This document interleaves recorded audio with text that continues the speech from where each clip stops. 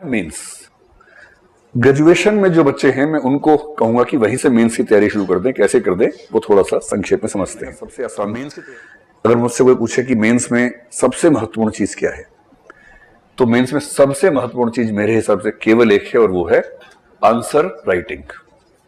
जो आपने कहा भी, लेखन कला, इससे महत्वपूर्ण कुछ नहीं है।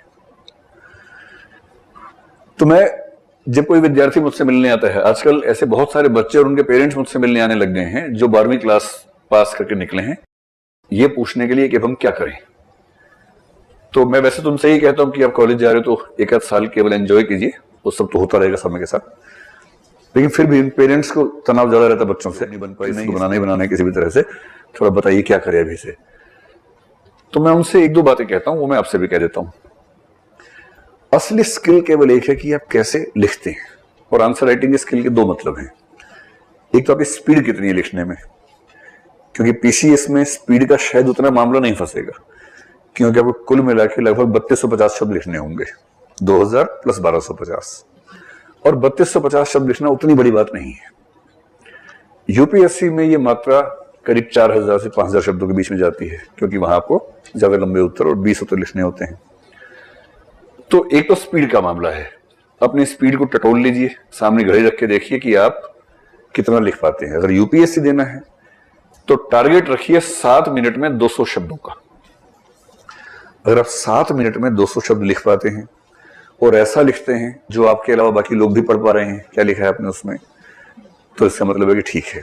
और अगर बहुत सुंदर लिखा है तो उससे तो बात ही अलग है, फिर तो कमाल की बात है। ये तो है स्पीड की बात।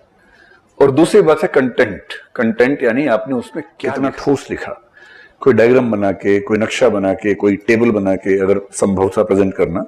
अगर डेटा है, डेटा में क्या होता है कि प्रेजेंटेशन का बड़ा महत्व है कि आपने उसको कैसे प्रेजेंट किया है, आपने महत्वपूर्ण शब्दों को रेखांकित किया या नहीं, कुछ शब्दों को काले पेन से लिखा या नहीं।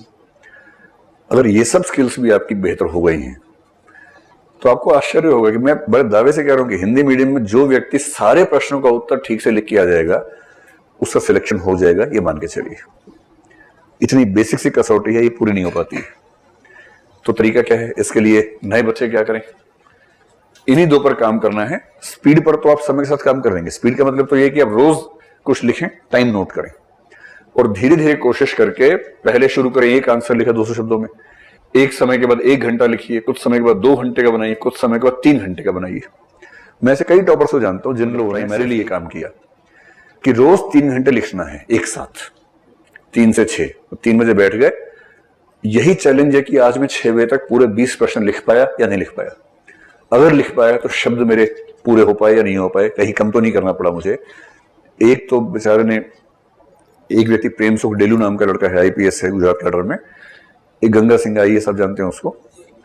इन दोनों ने मुझे बताया, अलग अलग बताया कि लिखते लिखते हाथ में दर्द हो जाता था।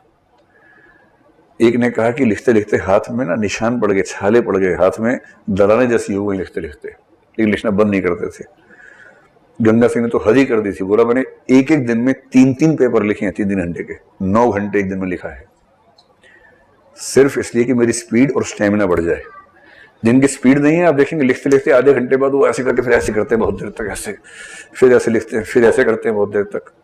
तो ऐसे ऐसे करने से नहीं होने वाला है, वो घर पे कर लीजिए जितना करना है। और जब एक दिन में आपको, क्योंकि यूपीएससी में भी दिन में 6 घंटे लिखना ही होगा, यूपी में लिखना ही होगा, जब आपको एक दिन में 6 घंटे लिख के यूं बहुत जल्दी फ्री हो गए, तब मजा आएगा। और जब 3 घंटे में अच्छा अभ्यास हो, फिर एक दिन में 3 घंटे के 2 पेपर का अभ्यास कीजिए। और मुख्य परीक्षा से पहले 2-4 बार एक दिन में 3 पेपर का अभ्यास करके देखिए।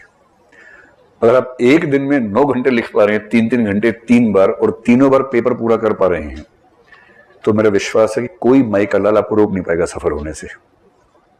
बेसिक